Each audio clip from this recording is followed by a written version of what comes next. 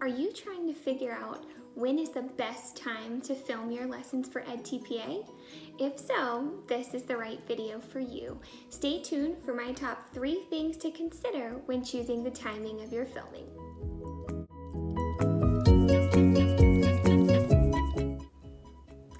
Hi, I'm Shelby from edTPA the Easy Way, and today we are going to talk about 3 things you should consider when trying to pick the best timing for filming your lessons for edTPA.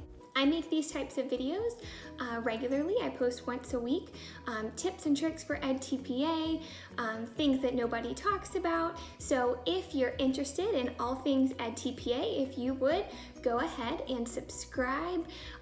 Give this video a thumbs up if you like it. Leave me a comment below if there's a specific thing you want me to talk about sooner rather than later, and I will be glad to do that.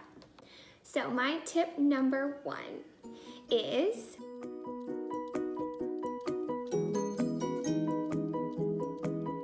coordinate with your mentor teacher.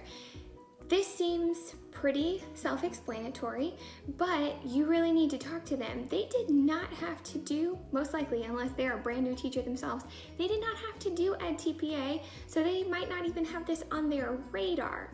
So you need to talk with them, tell them what edTPA entails, and kind of figure out when they think it might be an okay time for you to have 3 to 5 days of instruction, depending on what you're going to do in your content area and what your requirements are, to be able to have full reign of your classroom, have a video camera set up, and really get down to work with edTPA. My tip number 2 is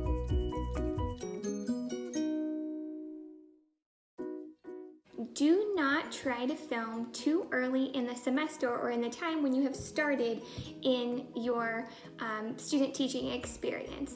When I first heard about all things edTPA, I was like, I have got to get started on this now. I am not waiting to the last minute. But what my program instructors told us was, you really don't need to do it too early in the semester because you haven't built enough rapport with your students or established enough classroom management so that when you put a camera in the room, your students don't act a fool, right? They need to see you as the real teacher and convey that on camera. You need to have your classroom management down. So if you're type A like me and you thinking, oh, I'm just gonna try and get this done as early as I can, I would advise to wait a little bit. That is my tip number 2. For my 3rd tip, I have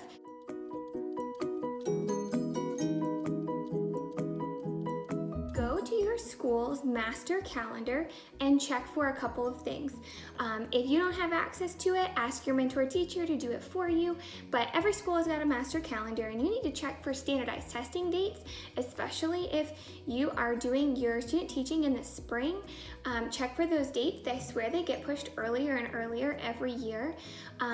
Last thing you want to do is have something planned, not have looked at that calendar, and then have a block of standardized testing in the middle of your 3 to 5 days and your kids not remember anything during your lesson.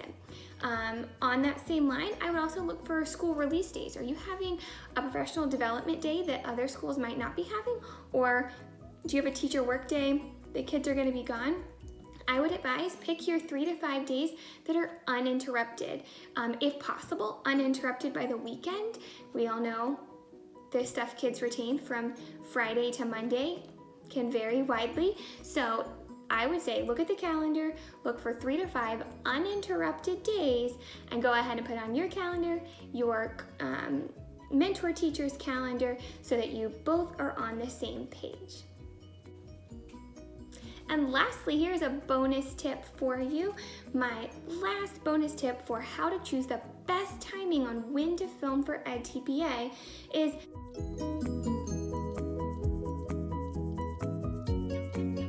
give yourself enough time to film a practice run with your students first.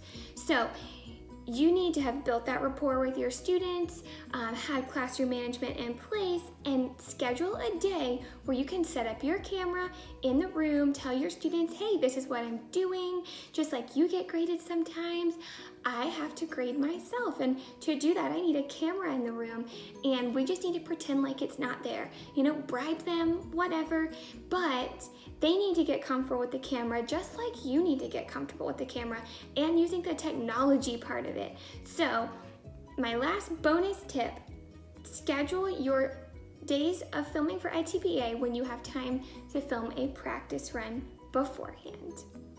So those are my 4 tips, one bonus tip for when to film for edTPA for the best results, and I hope that was really helpful. If so, if you would give this video a thumbs up, remember, subscribe to my channel. I am a new YouTuber, but I am posting 1 video a week on all things edTPA. It's very fresh in my mind. I just finished it and got my scores back. I took it in middle grades math and got a 62 out of 75. So I'm wanting to share all the things I learned from picking the rubrics apart and from talking to other friends who did so as well. So if you like this kind of video, hit the bell next to subscribe so you get a reminder for when my videos come up. Hope to see you guys soon, and happy edTPA!